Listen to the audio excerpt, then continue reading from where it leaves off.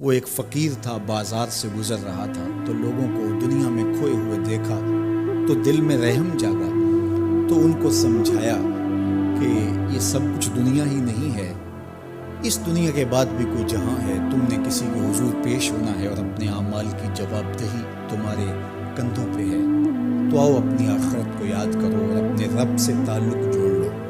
لوگوں نے کہا جا بابا کام کر، تجھے کیا پتا کہ دنیا کی لذتیں کیا ہیں اور ہم کس کام کاج میں لگے ہیں، جا اپنا کام کر۔ وہ شخص دل برداشتہ ہو گیا، وہاں کھڑا ہو کے آنسو بہانے لگا۔ کوئی شخص گزرتا ہوا رک کے کہنے لگا کہ کسی نے تجھے تنگ کیا ہے، کسی نے تیرے اوپر کوئی زیادتی کی ہے، تم کیوں رو رہے؟ اس نے کہا کسی نے کوئی زیادتی نہیں کی، بس ان کے رویے نے رلا دیا۔ کہا کیا ہوا؟ کہا گزر رہا تھا، ان کو دنیا میں کھوئے ہوئے دیکھا، دل میں خیال جاگا کہ ان بندوں کی اور رب کی صلح نہ کروا دوں۔ تو کہا پھر کیا بنا؟ کہا وہ تو مان گیا تھا، یہی نہیں مانے۔ وہ تو کہتا تھا لے آ میری دہلیز پہ، میں سارے گناہ معاف کر دوں، ہم تو مائل بکرم ہیں، کوئی سائل ہی نہیں، لیکن ان سے بات کی تو یہ نہیں مانا۔ خیر وقت گزر گیا، وہی شخص ایک دن کے بعد قبرستان کے قریب سے گزرا تو وہی فرد وہاں روتا ہوا پایا گیا۔ تو اس نے پھر اپنی گاڑی، اپنی سواری روکی اور کہا بابا عجیب شخص ہے، بازاروں میں بھی روتا ہے، قبرستانوں میں بھی روتا ہے، آج کیا مسئلہ تجھے ہوا؟ کہا مسئلہ وہی میرا کل پرسوں بازار میں گیا تھا اور میرا خیال تھا کہ بندوں اور رب کی صلح کروا دوں، وہ تو مان گیا لیکن یہ نہیں مانے، مایوس ہو کے آج قبرستان والوں کے پاس آ گیا اور یہاں میرا خیال یہ ہوا ان کی اور اس کی صلح کروا دوں۔ تو بڑی دلچسپی سے پوچھا کہ آج کیا بنا؟ کہا آج یہ مان گئے وہ نہیں مانتے۔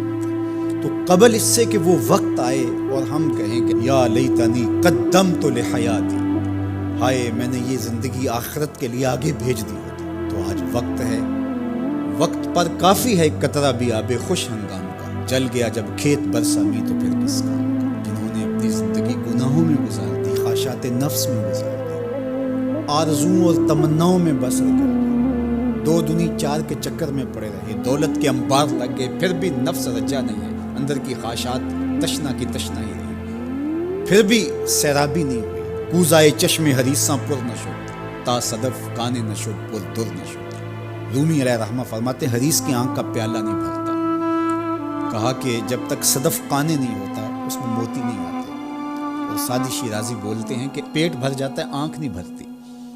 تو ساری زندگی حال من مزید کے نعرے لگاتے رہے، جتنا بھی میسر ہوا پھر آگے بڑھتے رہے، آگے بڑھتے رہے، کسی جگہ پہ بھی فل سٹاپ نہ آیا اور زندگی یوں گزرتی رہی، بسر ہوتی رہی اور اپنی زندگی برباد کر دی، حتیٰ زرتم المقابر، یہاں تک کہ قبروں میں جا پہنچے۔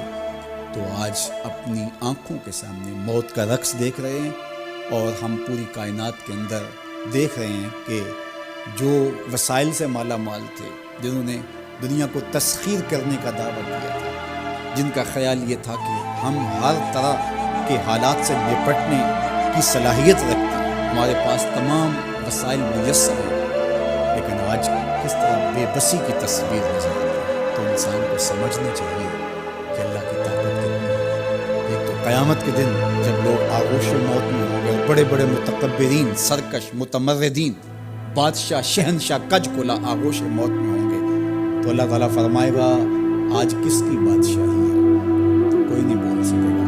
اللہ فرمائے گا انا المالک، میں بادشاہ ہوں۔ فرمائے گا این المتکبرون، تکبر کرنے والے کہاں ہیں؟ وہ سر اٹھانے کے قابل نہیں۔ اللہ فرمائے گا میں ہوں متکبر، کبریائی مجھے کو زیب ہے۔ تو یہ کل جو ماننا ہے تو اچھا نہیں کہ آج ہی مان لیں اور اپنی زندگی کو اس کی راہوں پہ لگا لیں۔ تو یہ مختصر زندگی اللہ کی امانت ہے، اللہ جل شانہ ہمیں اس زندگی کو اس کے راستے میں لگانے کی توفیق دے۔ یہ آزمائش کی گھڑیاں، یہ سزا کے جھٹکے، یہ عبرت کے تازیانے، یہ ہمارے سمجھانے کے لیے ہوتے ہیں۔ حضرت امام غزالی فرماتے ہیں یہ ڈوبتا ہوا سورج روز ہمیں بتاتا ہے میاں زندگی پائیدار نہیں ہے، ایک دن تمہاری زندگی کا سورج بھی ڈوب جانا ہے۔ یہ پھیلی ہوئی قبریں، یہ جوانی سے بڑھاپے کی طرف بڑھتے ہوئے لوگ، یہ اٹھتے ہوئے جنازے، یہ سب کچھ تمہیں بتاتے ہیں، تم سمجھو اور اپنی زندگی کو خیر کی راہوں پر ڈال لو۔ یہ دارالعمل ہے، وہ دارالجزا ہے، پھر دارالجزا میں عمل نہیں ہوگا، پھر پچھتاوا، پھر ڈاڈا پچھتاوا، سخت پچھتاوا، حسرت پہ حسرت، دکھ، اذیت، ہائے کوئی چیخ چیخ کے کہتا تھا، میں اس کی بات مان لیتا، میرے گھر میں قرآن پڑھا تھا، میں کھول کے دیکھ لیتا، میں مصلحین کی بات سن لیتا، میں اٹھتے ہوئے جنازوں سے کچھ سمجھ لیتا، تو کل جو پچھتانا ہے تو آج ہی پچھتا لے۔